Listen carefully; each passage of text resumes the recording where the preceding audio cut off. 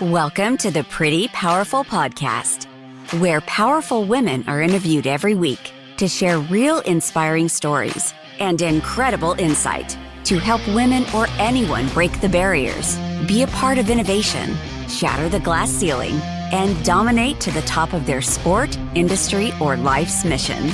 Join us as we celebrate exceptional women and step into our power.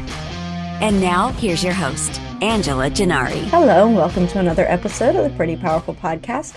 My name is Angela Gennari, and I'm here with Daphne Leger. Hi, Daphne. Hi, Angela. Thanks so much for sharing your audience with me. Yes, my pleasure.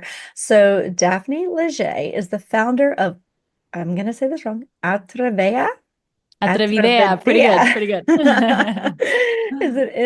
She is an innovation and change expert, a trilingual global nomad. She started off in France, spent many years in the United States, and is now based in Mexico. She has a background in international development, an MBA from Harvard Business School, and extensive experience in leadership positions in startups in the technology, healthcare, and entertainment sectors. Daphne has given numerous innovation conferences, courses, and workshops on innovation and change to audiences around the world. She is also a professor, teacher, and mentor through various global executive education programs. Amazing. What a background. Thanks, Angela. So I don't even know where to start. I feel like there's just so many things I want to dive into. So were you born in France or you moved there? I was born and initially raised in France. That's where the story begins. Okay, beautiful. And so French is your first language? That's right. Okay. And then you came to the United States. I'm assuming Yep. there was college involved because you went to Harvard. Yes, Yes. many years later, because the first time I moved to the US, I was 7. Oh, wow. Okay, cool. Yeah. But then, yes, I did all my studies in the US. Okay, very nice. And now you live in beautiful Mexico. Where do you live in That's right. Mexico? Mexico City. Oh, beautiful. I love that. I actually have been there a few times and I love it. It's such a cosmopolitan city. And I think it's just one of the most beautiful but giant international cities I've been to. I'm It's so glad that you massive. know it and that you appreciate it. I think it's one of the most awesome cities in the world and still underrated, even though it's very much on the map these days for most people. Absolutely. Well, what was so interesting to me when I was there is it's just such a cultural hub, and it is really the center for business for Latin America. Yeah, it really is. It's true. Yeah, That's why it's beautiful. it's an exciting place to call home base. It was actually the first international trip I took my son on. So Oh, how exciting. we were working with a client who had an event in Mexico. It was the Golf Channel, and they were doing a golf tournament in Mexico City.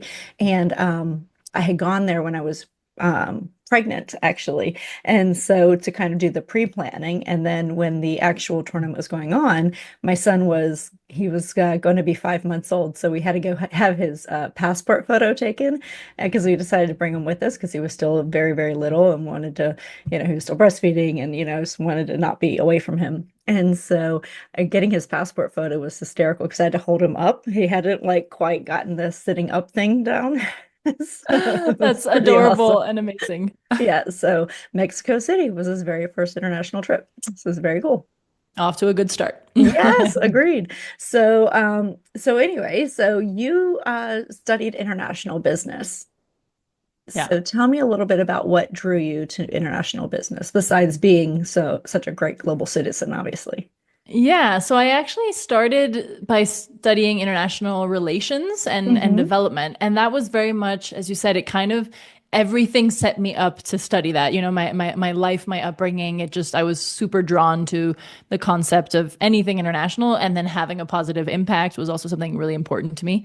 And so yeah, that's what I studied initially. And I worked in that for a few years. But then I started feeling like the way that I wanted to have impact was through business. And I was missing that kind of toolkit. And so that's why I went and did the MBA to kind of complement the international piece with the business piece.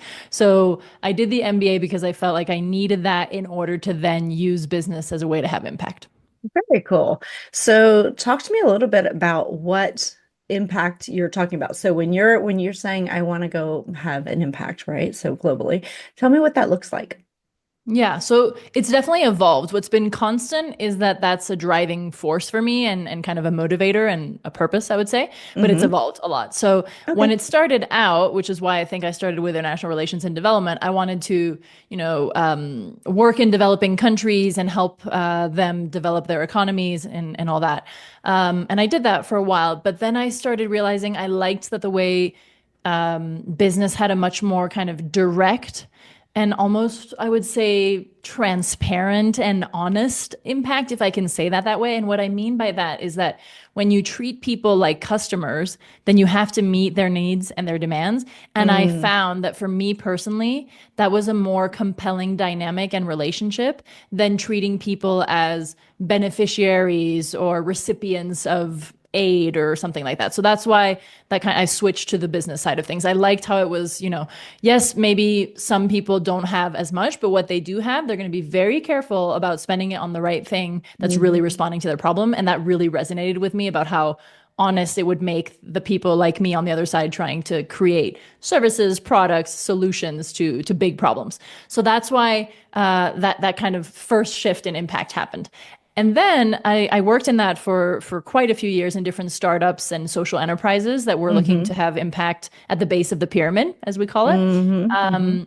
And then after that, I started feeling like, oh, the way that I'm personally, like very personally having the most impact is when I'm helping people rethink, re-understand, or learn something new that kind of, I found myself feeling like I was turning people's light bulbs on. And that Yeah. really started to feel like impact for me. And so that was Mhm. kind of the third and I think the latest shift in what I call impact. And now for me today, that's what impact is. Impact is helping people change their minds and kind of expand their minds to realize their full potential. And so today, I would say I have impact by unlocking people's potential by turning on their light bulbs. I love that. That's really cool. And I love that you changed the mindset and it was basically a whole paradigm shift of I'm going to treat people like customers and not recipients or beneficiaries because you're absolutely right.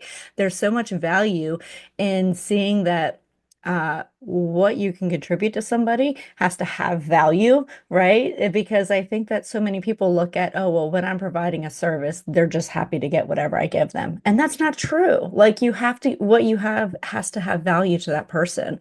And you start thinking about it much more intimately when you're thinking, how can I add enough value that they want me in their lives helping? Yeah, absolutely. And I love that you bring that up because as an innovation expert, people often ask me, so what's the definition of innovation? And it's Hmm. this word that's gotten used too much these days and it means everything and nothing. Right, And right. so I try to go back to kind of the essence and the basics, if you will. And for me, innovation is any new solution that adds value or solves a problem for someone. And Hmm. if it's doing that, then check. For me, it's innovation. It doesn't matter if it's super techy or not at all, if you've seen it before Hmm. or if it's a reinterpretation of something that already existed, because for the end user or customer, all of that doesn't matter. As long as it's adding value or solving a problem, then we're on the other side. And so I try to Yeah. go back to that essence and help people see that's what innovation is all about, really. Right. I love it. Well, and innovation could be just something as simple as finding an efficiency, right? Like, hey, I see that you're doing this in 6 steps. I think you can do it in 3. And, that's innovative. You're saving somebody some time and effort or money or something. There's innovation there. Even if Yeah. it's just something really simple and mundane that nobody is really like, oh, yeah, well, that's simple. Why are we going around this, problem? So, yeah, I love that. So 100%. you really kind of drive this idea of, initiating change. So people hate change, don't they? I mean, don't they really push back on that? So how do you get people into the mindset to be open to change? Yeah. So I should maybe back up and say why I even got into this because it's Yeah. a bit of a leap or it's maybe a little jump, a hop. But so I really started my whole career in well, first of all, impact as we talked about, and then it morphed Hmm. into business and then innovation. Yeah. And then the latest kind of leap has been towards change, as you said. And Hmm. it's because I started to realize that I grew up in a very particular way with constant change. As we started to Right. chat about a bit, I moved Right. around a lot within France, then to the US, then to India, Canada, and then I just kept going as soon as I could. And Uh-huh. so it kind of developed a very particular relationship for me with change, almost an addiction, I would say. Yeah.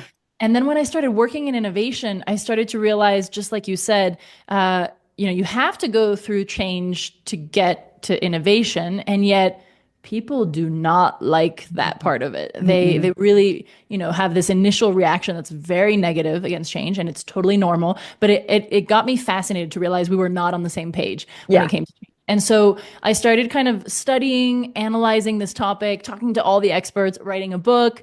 And today I use all that knowledge about change to help others kind of prepare for the future. Because for me, that's what this concept that I'm using called changeability is. It's preparing you for the future.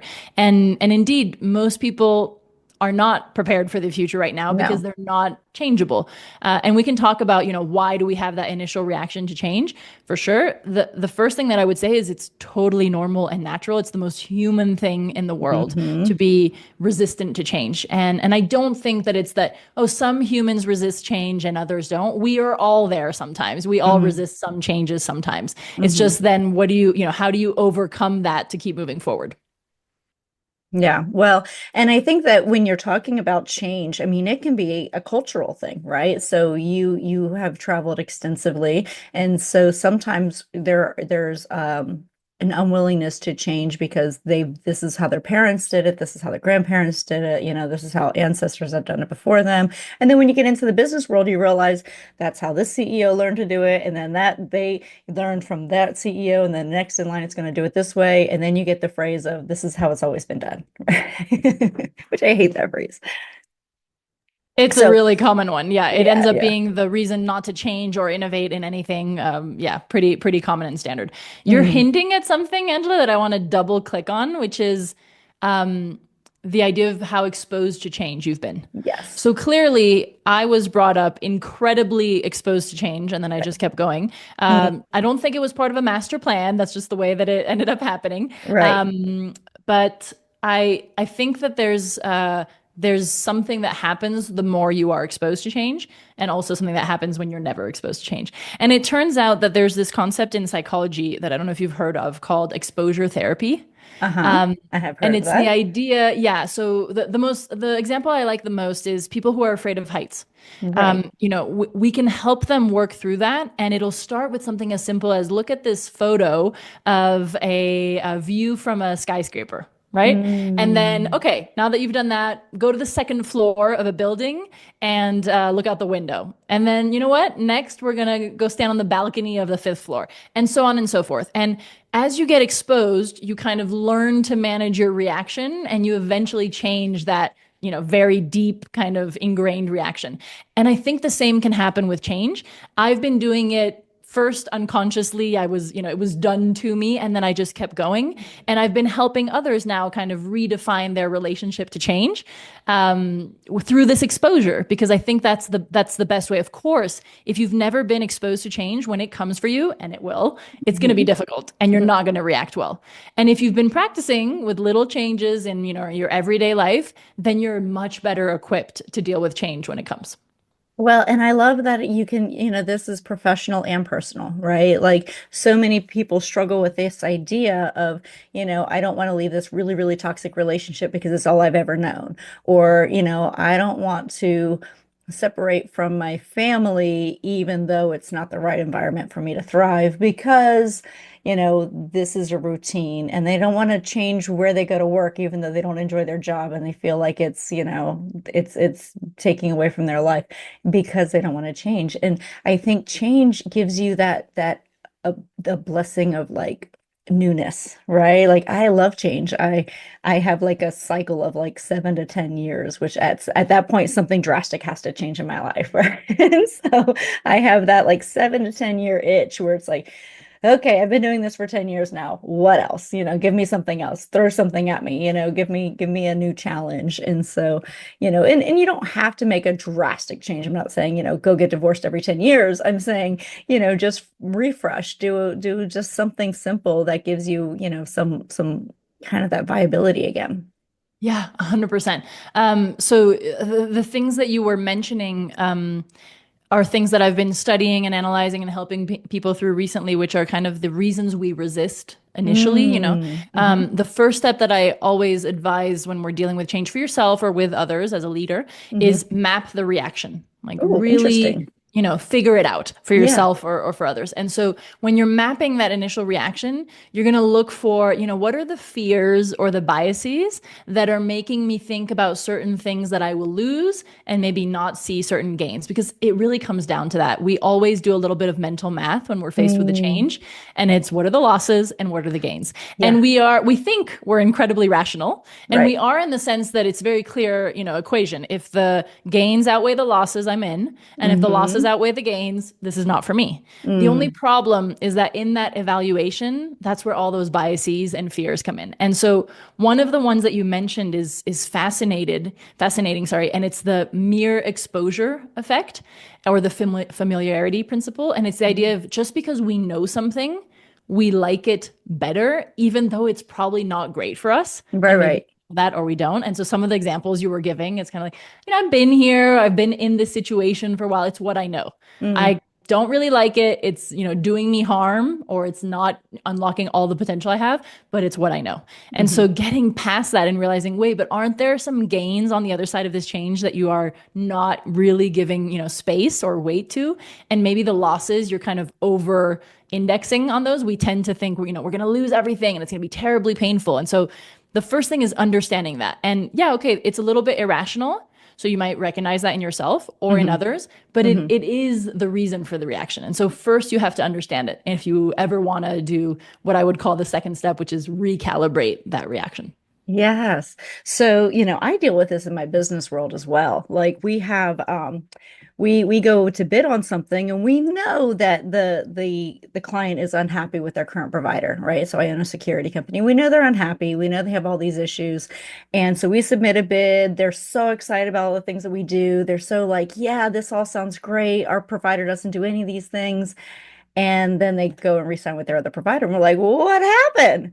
And it's one of those, it's the devil you know versus the devil you don't. It's like, I already know what all their shortcomings are. And while this sounds good, I don't know what yours are yet. Mhm. Right. And so, 100%. and so So I've been, as I was writing the book Future Proof, I kind of uh-huh. looked for the cultural aspects of this, and I found some version of the saying that you just shared in every single language. It's Really this universal human truth that we interesting. are, afraid of the unknown and Mm-hmm. don't really want to delve into it and would Mm-hmm. rather stick to what we know. And it makes total sense. I also want to Right. give some credit and its place to fear.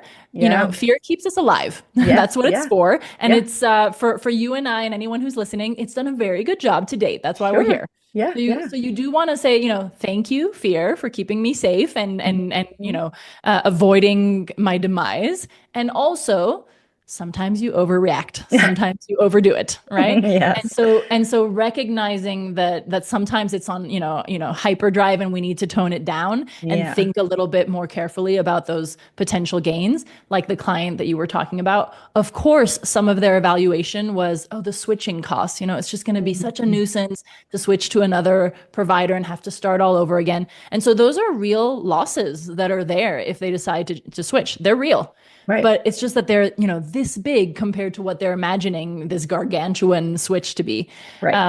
And this idea also of sunk costs, that's another bias that we have that most of us are familiar with, right? Of like, hmm I've already put so much into this other provider. It's not great, but we've been doing this for years. And so I've got to keep going. That hmm is totally irrational. And yet we all apply that thinking. And it keeps us away from making changes that in my book, change is the path to a better future. It always Yes. is. If you think about Always. anything that's Mm. been an improvement in your life, it had to come through change. So there's Yes. always that moment that's a little bit painful and uncomfortable that you have to go through to get on the other side. Absolutely. Well, and when you're dealing with, like, let's just say, making a change, you've learned how to compensate, right? Like, you've counterbalanced the issues. So it's like, well, I know that, I'm having these struggles, but I've already learned how to work with them because I just overstep here. I just do this, or I just manage this, and I just, I cut the budget here so that I can compensate there. Like, they've already learned how to counterbalance whatever the issues are. And now coming into a new provider, they're like, well, we've learned how to work with all the bad things, and so now we have a system that works. And it's like, does it work though? Does it, or does it not work? And you've just been tolerating a really bad system for a really long time Yeah. because of the fear of change and because of the fear of, like, well, I mean, we've learned how to work through these issues, so it should be fine. And we're in a good place, is what they usually say. We're in a good place. I'm like, no. How good of a place? I know. Yeah. And is good enough, right? Hmm. And a lot of times change is about unlocking the next level and the potential Mm. that's untapped. And so it's for better. And so yeah, good. Yeah, you're good. Is that Yeah. where you want to stay? Yeah. Or could we do better, right? Right. Can we be great? Yeah, exactly. Does great Hmm. sound good? Maybe we could do that. Exactly. Another thing that I work through a lot and that I've been analyzing and studying is that transition. Mm. Most people don't like change, not really because of what will eventually be, but because of the process to get there. They Uh, know that it's going to be, costly, timely, painful, disturbing, whatever it might be. And so we just don't want to go through the hassle. yeah. And so I think what's clear to me, if you want to change more yourself to get to a better future and help others change, you have to anticipate that transition. Yeah. And in change management, it's often called, the messy middle or the chaotic transition or whatever cute name you want to put on a very painful moment that you have to go Hmm. through. And I Hmm. think that if we can all anticipate that, then we can manage it proactively so much better, right? So if it was with my potential, client, it's okay. So the first 3 weeks of us working together are going to be a little painful. How can I make it less painful for you? And Right. sometimes that might mean there's this concept in the tech world of hypercare, which I love Mm. because I think we should apply it in other places. And it's the idea of, kind of doubling down on giving extra customer support just during that transition, because they Interesting. know, especially in technology adoption, that if they don't get it right in those first few weeks, everyone's just going to give up on this new technology and go back to the old way. Mm. And so they kind of put in way more than reasonable support at the very beginning. And then they start kind of getting back hands off when they know that people can handle the new situation. And so I think we should be doing hypercare with ourselves and with others in any kind of change I love that to help concept. ourselves through the transition. Yeah, absolutely. No, I think that's brilliant. And, we're not doing enough of that in our day-to-day lives, even simple changes that we could be like, you know what, I'm going to give myself grace, because that's another word that we don't use enough, is grace. I'm going to give myself grace through the process, and it's even just going to the gym. I'm going to develop a new routine. I'm going to go to the gym, 4 days a week. This is going to be my routine. But you fail one time, you oversleep one time, and you're like, forget it, I won't do it. But you got to give yourself a little grace. And that hypercare concept is brilliant because you can apply that to yourself and say, I'm going through a change. I need to give myself a little extra care right now and support, and not beat myself up constantly because things aren't at 100% already.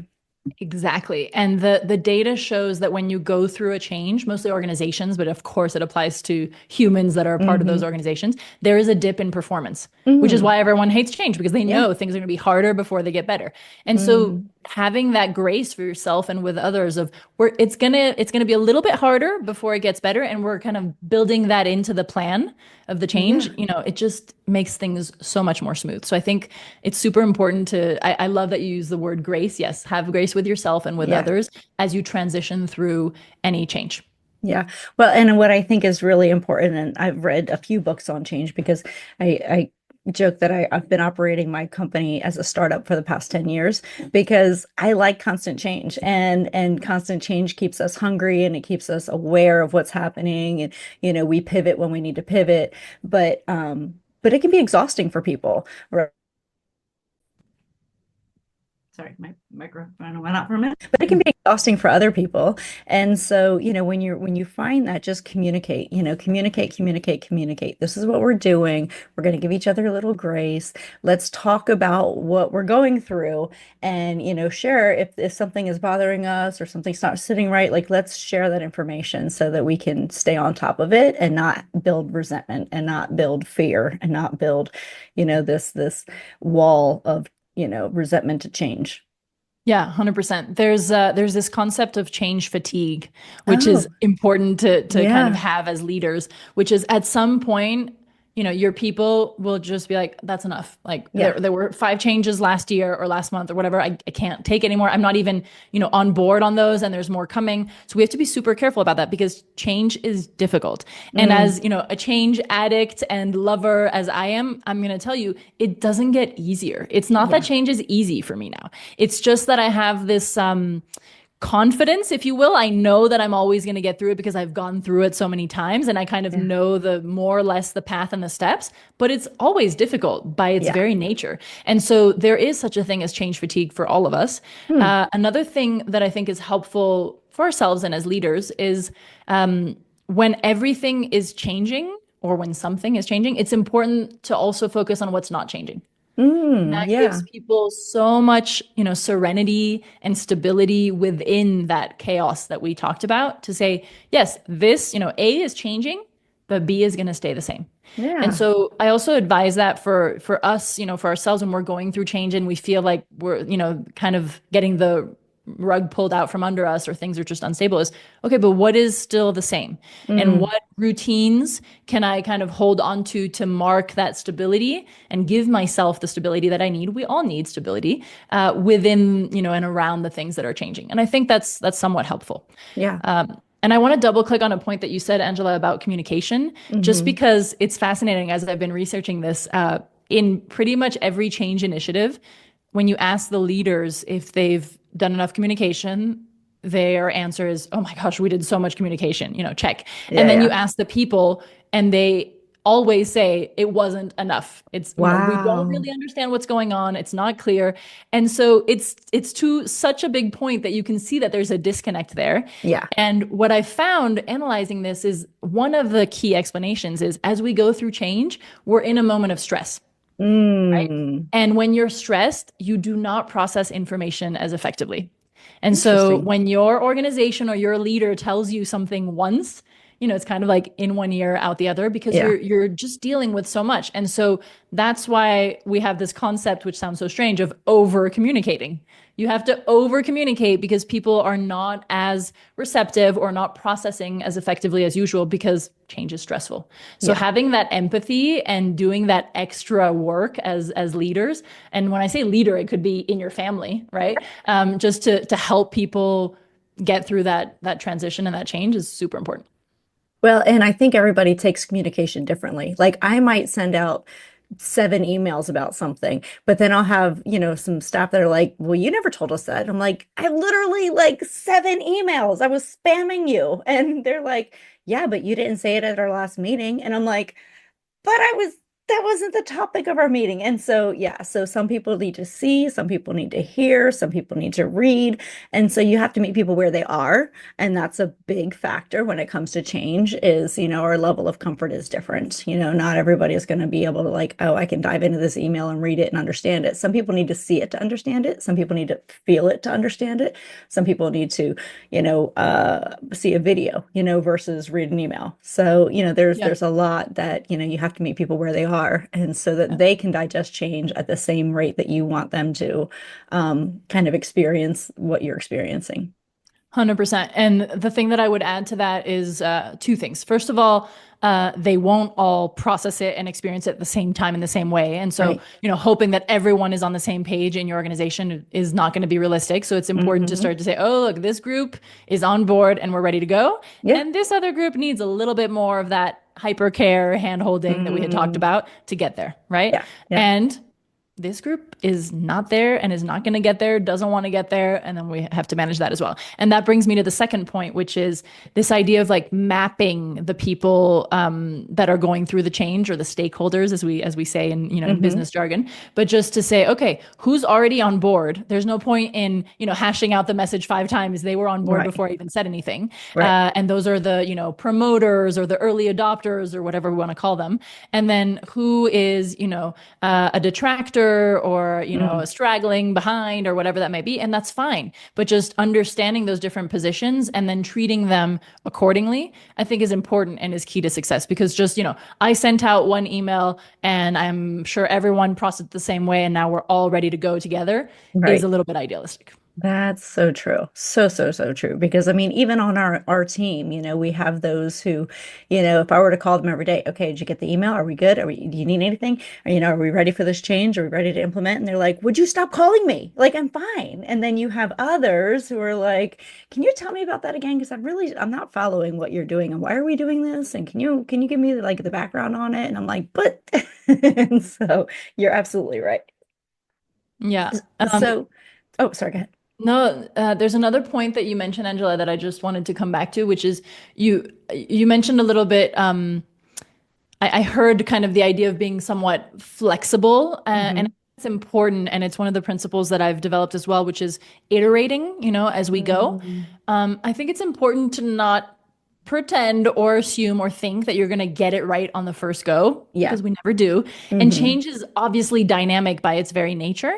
And so kind of being clear, transparent, and admitting that, from the get-go is super important. And I struggled with that at the beginning, to think, well, how does a leader who needs to, lead people clearly and not show like I have no clue what I'm doing, or I'm full of doubts, also leave space for that. And Mm. through the book process, I interviewed a lot of experts and leaders, and the answer has been very clear, and it's been be very clear and even strict on the vision, and be flexible on the details. Yes. Yeah. And so we're going here to point, Z. That's not really negotiable. That is the vision of where we're going. I hope you'll Right. join me. Hmm. How we get there, we're going to figure it out as we go. I have this initial plan, and I'm going to be checking in with you together. It'll probably evolve, because that's the very nature of change. And I Right. think that's the most kind of humane, human, and transparent way to do this, and therefore the most effective way.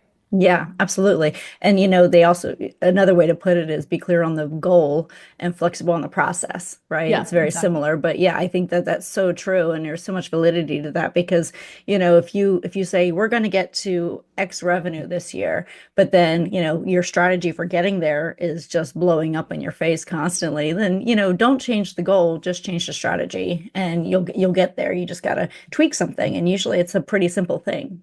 Yeah, absolutely. And you were mentioning earlier that this applies so much at a level, personal and professional. And I Hmm. find that this topic, that's the case in every single sub point of it as well. This is Yes. an excellent example. I've gotten away from setting super specific, kind of inflexible goals, to Uh-huh. more general goals that the how can change along the way, Yeah. and I found that having that grace with myself of, maybe the path to get there is going to change, leaves me with much more flexibility throughout the year, for example, as we think about our, our annual goals, to get there, but to get there, in the most effective way, given that things are going to change along the way. So can you give me an example of that? Like one of the things that would you say is a general goal versus a specific goal? Yeah. So, for example, let's say that I'm thinking of, I don't know, becoming, I'm wondering if I should, become a podcast host, or a keynote speaker, or a book author. I'm going very high level here with this Sure, example, sure.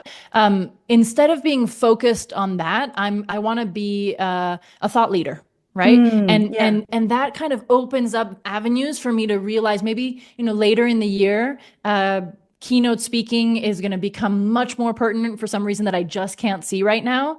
And, writing a book or publishing a book will be less. And so I'll be able to pivot and adjust because my goal was, who do I want to be? I want to be a thought leader, not what exact specific thing do I want to, achieve by July. And so at a personal level, I found that that's useful. Now, businesses need goals and things that are, measurable and clear to work on. So I think, you have to kind of calibrate accordingly. But in general, my point is leave some flexibility for what exactly that ends up looking like. Yeah, that's beautiful. So talk to me a little bit more about what does future proofing mean and how do we get there? Yeah. So future proof for me is tied to this concept of changeability. For me, changeability is the one skill that's going to get us future proof. And changeability is this capacity to drive and embrace both planned and unplanned change as a path to a better future. And I talk about both of those changes because they're both difficult. We sometimes think, planned change is super easy. That's the ones that I actually want to do. Well, 92% of New Year's resolutions don't get done, right? True. So we choose true. them and then we don't quite make them happen. Or 70% of change initiatives in organizations fail. So those are changes that people said, let's do this, and then couldn't. And then unplanned change, I think everyone knows intuitively that it's difficult because you didn't see it coming.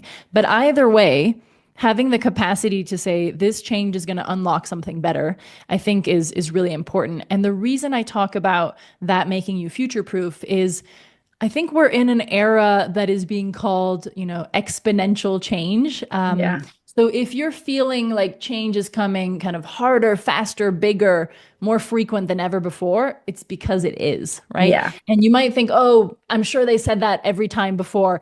I mean, the data kind of when you plot it on a graph, it's clear it's bigger than it ever was before. We actually, most of human history were pretty stable. Things didn't change that quickly, and now they are. And so I think that with this pace of change, it's really impossible to say, oh, this is the one hard skill that's going to make you future proof, because it's very, very probable that in 6 months it will no longer be relevant because I can't really predict the future. And so within this era of such volatile and unpredictable change, that more soft skill of being able to adapt to whatever comes becomes much more valuable, right? And I think in general, we're getting away from valuing hard-coded skills because they become obsolete so quickly. And we're starting to value that adaptability to learn whatever needs to be learned for, whatever the future is going to bring. So that's what I mean by being future-proof. It's basically ready to adapt to whatever comes your way and using change as your biggest ally to get to a better future. Well, and I think we never saw a bigger change than during the pandemic. Like during the pandemic, we went from, and that was one of those unexpected changes, unexpected things that happen. You're like, who planned for that, right? Like nobody planned for that. Nobody had a pandemic protocol, right? Because they're like, can you send me your pandemic protocols? Like, my what? And so but then, we all adapted to Zoom calls and remote learning and remote working, and that became like, okay, we figured this out, and then that opened up the world, right? So even though all of my meetings might have been mostly with people in Atlanta where I live, now all of a sudden I can meet with people all around the world. All my podcasts could be based here in Atlanta, and now they can be Mexico City. I'm having a conversation. So it opened up everything. But now we're kind of in that weird place of like, do we continue with this forward motion of remote work, because we kind of miss being in front of people too? Absolutely. Yeah. I think it's the ability to reinvent yourself, like we all did to some extent, some more, some less during the pandemic. And to kind of innovate on yourself, right? In order to stay relevant, both as a person, as a professional, and then as organizations that we're a part of or that we lead. And so change becomes key to that. And, you don't have to become a change addict like me. That's a bit extreme. You're welcome to come to my end of the spectrum if you want to, but I think you just need to move to a place along the spectrum where change is no longer the enemy and this boogeyman that you're fearing, like when is it going to hit me and how can I hide from it? And more like just this is a part of the reality of this constant growth and evolution that we're in, and it is the mechanism by which that happens. Yeah. Well, and the forced change can actually bring about the changes that you then plan, right? So like, okay, that was a change I didn't like, but it happened. But now I'm kind of planning my future towards this change. And so I like that we can take control of it and that we then can determine the process at which, we want to move. Yeah, absolutely. And what I will say about that, because we're always gonna like plan change more than unplanned change. I mean, and it's for that very important word that you just mentioned, which is control, which we Right. all love. And I'm Right. the first that will say I love to control everything around me, right? Uh-huh. So yes, but what I will say is even though we don't plan for it, once it hits us, this unplanned change, we can still control a lot. We can control how we react to it, which is True. everything. Right. hmm And there's this really fascinating thought experiment that came out of Google, and it's called the eraser test. I don't know if you've heard of it. No. Okay. So this leader at Google basically started asking thousands of people about the hardest thing that had ever happened in their lives, Hmm. unplanned changes. Right. Interesting. And he asked them, okay, imagine if we've developed this technology at Google where we can just erase that completely from your life, hmm including all the implications that it had, just everything gone. Would you want us to apply the eraser to this event, occurrence, whatever it was? 99% of people say no. Wow, Yeah. really? And I've Interesting. applied the eraser test now with people who have gone through harrowing, really tough things, and it's the same result.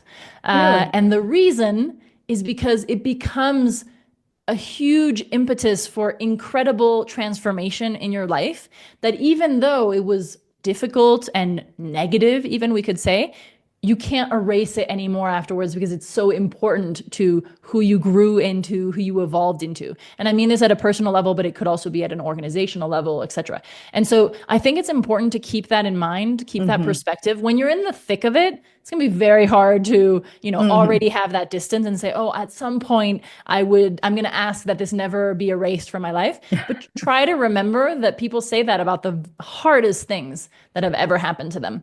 And I mean really difficult things. hmm So I think it shows that it's really about that perspective and how there can be positive ramifications if you decide to look at it that way that you won't be able to see right in the moment. That's 100% true.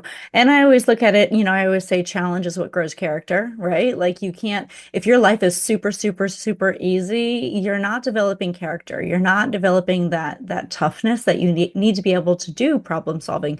One of the things that parents are getting criticized for now is because they're solving all their kids' problems. And then the kids get into the workforce and they don't know how to solve problems anymore. And now all of a sudden, like they're really in a bad spot because they can't figure out how to get from A to B. It's like, well, I've never been challenged like that. And, there's no accountability, there's no responsibility.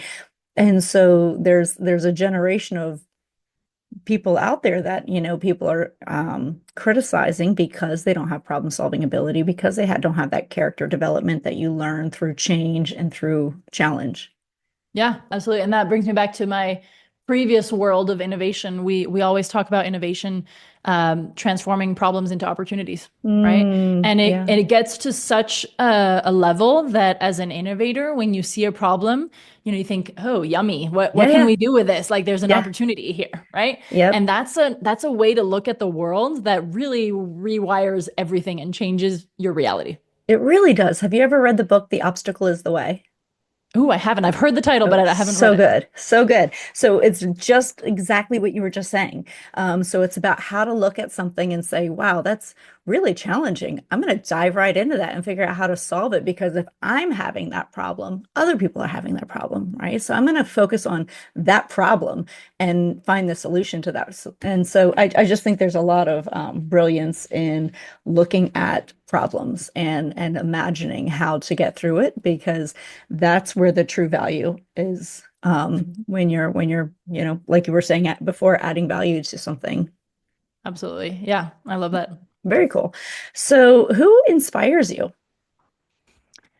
I think my answer is not going to surprise you. It's going to be anybody who shows what I call changeability or Yeah. what others might call adaptability. Yeah. And so I'm always kind of on the lookout for Hmm. examples of that. I can tell you about one recent one here in Mexico. There's this tribe of indigenous communities called the Raramuri. They're in the Hmm. north. They're in the Mexican equivalent of the Grand Canyon. We have this amazing canyon in the north called the Copper Canyon. Okay. It's even deeper and longer than the Grand Canyon. It's Wow. amazing. So they live in that area, and I'm really inspired in particular by the women of that community. They're actually world famous because they are incredible runners. Because Interesting. they live in this really rugged, very intense terrain, as you can imagine in this Hmm. canyon. Hmm. And they live in these communities that are a little bit kind of separated one from the other. And so they have developed this ability to, and this necessity, I guess, but to run from one place to the other in order to get there, more effectively. And so what's fascinating is as the modern world has connected with them to a very little extent, but to some extent, they've become participants in these ultra trail running competitions, and Interesting. they participate in their traditional garb. So they're wearing like these beautiful dresses and these sandals, like very basic materials. And they outrun professional runners from all over the world consistently. That's outstanding. I It's love that. fascinating. Yeah. Yeah. And they've adapted as a community and as individuals to these incredibly harsh conditions, but it's kind Hmm. of created this superpower in them Yeah. that we, can admire in these feats that we participate in as well. But it's a really good example of like we can adapt to things that seem insurmountable, and it could unlock this potential that's just, not seen initially. Oh, unbelievable. I absolutely love that story so much.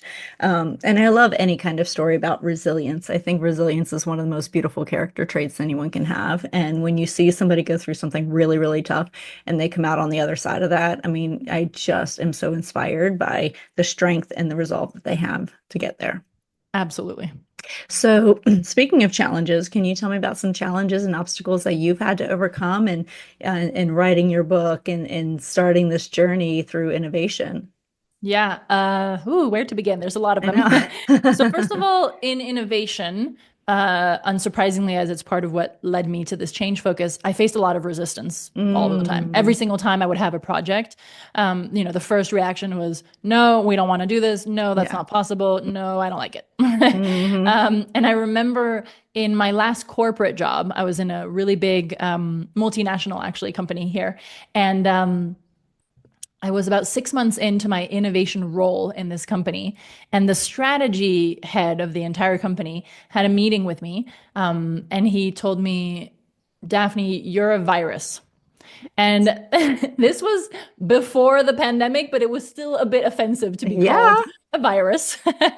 And so he explained further, and it was brilliant because what he explained to me was, you're coming into this organization that is an organism that has been established through decades and decades Mm, to protect itself from any kind of disturbance, basically. So it's all process and protocols, and everything has to run just so, and it's mhm. what's led us to all of this success. Right. Yeah. And that is what a big company or successful organization is.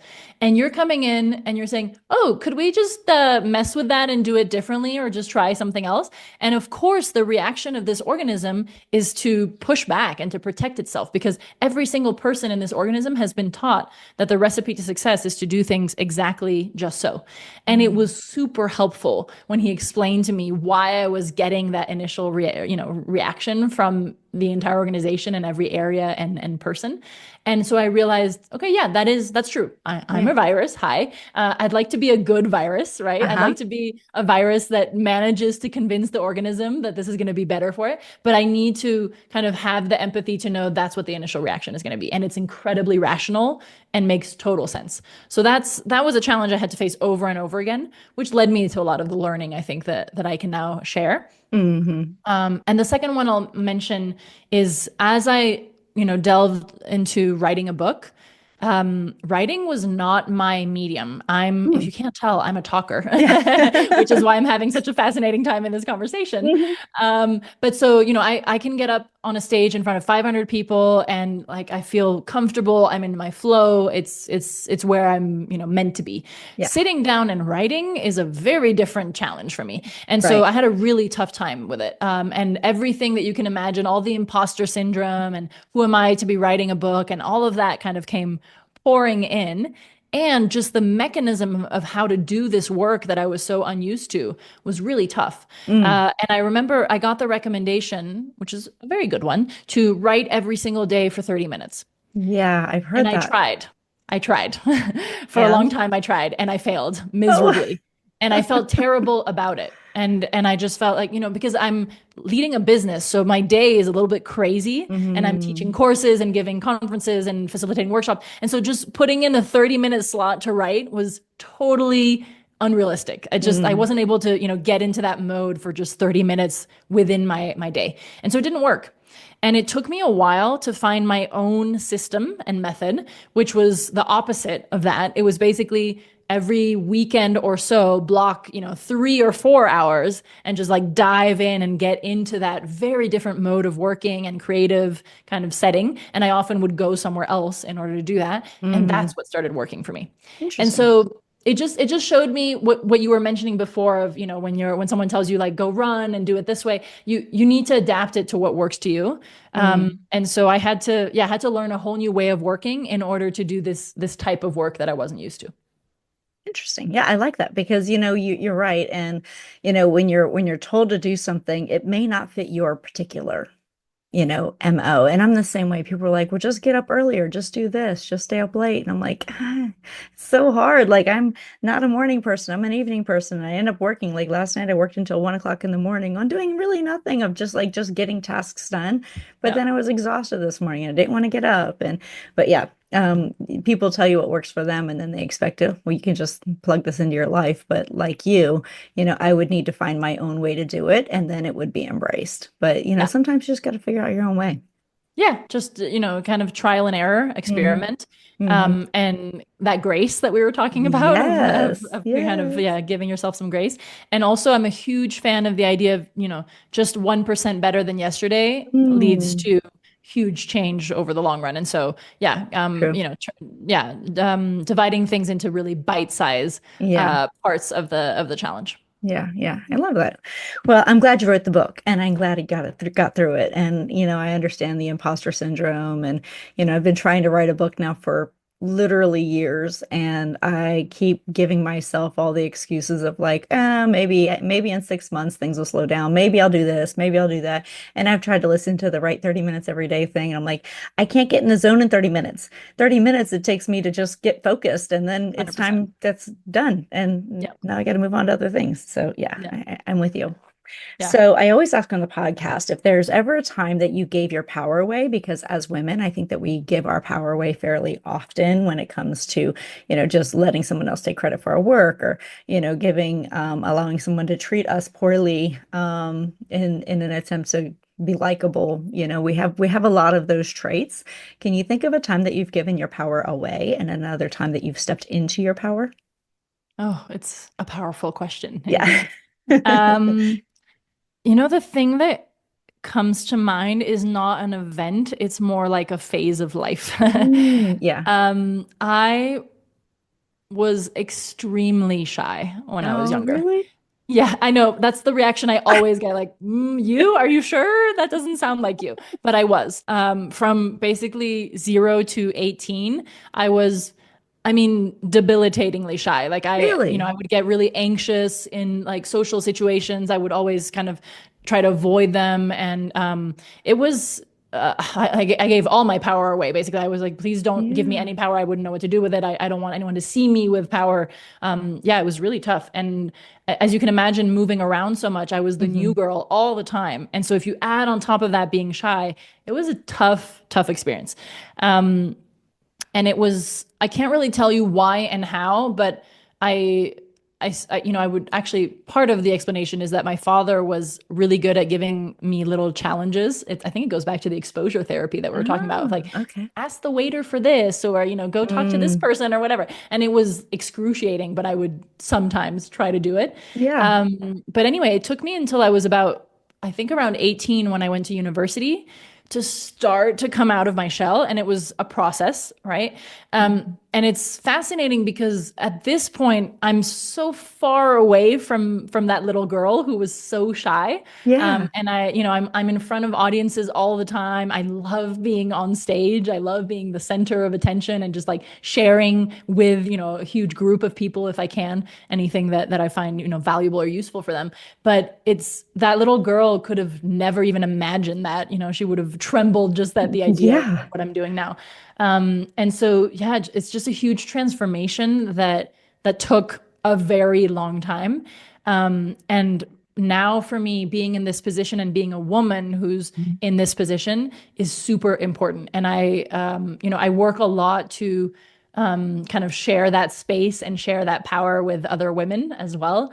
And I facilitate a group here in Mexico City of we're basically called Powerful Women, Uh-huh.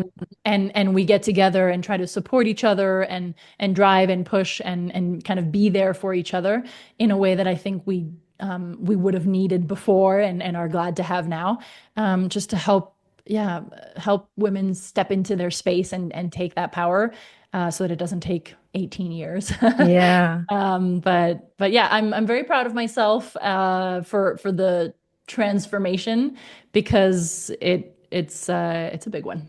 Yeah, that's for sure a big one. Well, congratulations on that because I mean that's a huge, huge transformation. But I love your story, and there's so much of that that I love. I love that you have a tribe of women now that you all support each other because I think we all need that, especially when you're trying to promote that, like the be powerful and own it and step into that power because sometimes it's really hard when it's just you and you're trying to convince yourself to do it and you're trying to convince yourself to walk into that room and do that pitch and trying to convince yourself that you want to say something about your book, but you're like, I don't want to, like, but having that tribe of women, I have found that to be one of the greatest motivators in my life.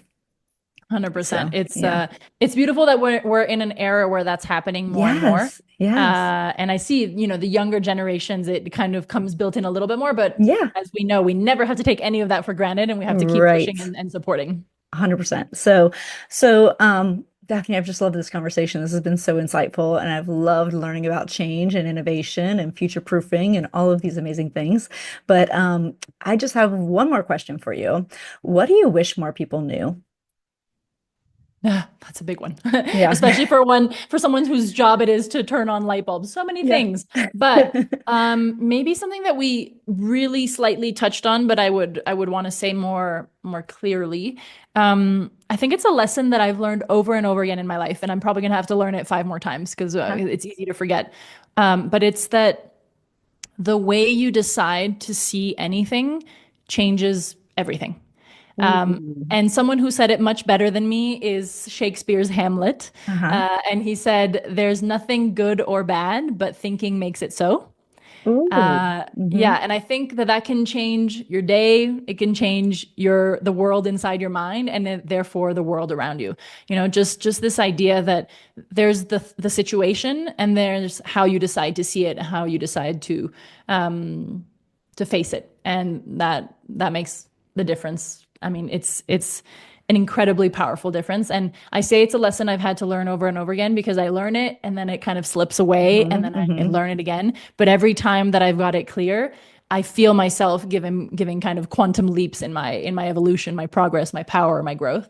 And so I think if it's something we can all work on and it can unlock incredible potential in ourselves. Gosh, what a beautiful way to end this because I just love that concept. And you're right. I mean, the way you think of something can really change. Just it's life changing, right? So if you think something's bad, it is. If you think something's good, it is. Whatever you decide is it's right because it's That's right right. for you. So Yeah. beautiful. So how can people find you? So they can find me on Instagram. I'm at Atrevidea, which was that tough company name in Spanish, by Daphne, or on LinkedIn, Daphne Leger. But I also prepared a little something for your audience. Beautiful. I wanted to invite them to go to atrevidea.com/future. So that's ATREVIDEA.com/future. And I prepared a guide to breaking routines in your life and work, which I think is the first step that you can take to start to change your relationship to change. So I wanted to invite you to check that out if that's of interest. And then you'll also get updates on the Future Proof book, which is coming soon. Yay. Well, thank you so much. So amazing. So I've loved our conversation. I'm wishing you so much success and so much joy in your life. So thank you for everything that you're doing to ignite change in others. So thank you, Angela. It was such a blast chatting, and I appreciate the forum and space you've created to have conversations that are deep and meaningful. thank you. I appreciate that. And we will see everybody on the next episode of the Pretty Powerful Podcast. Have a great day, everybody. Bye-bye. Thank you for joining our guests on the Pretty Powerful Podcast. And we hope you've gained new insight and learned from exceptional women. Remember to subscribe or check out this and all episodes on prettypowerfulpodcast.com. Visit us next time. And until then, step into your own power.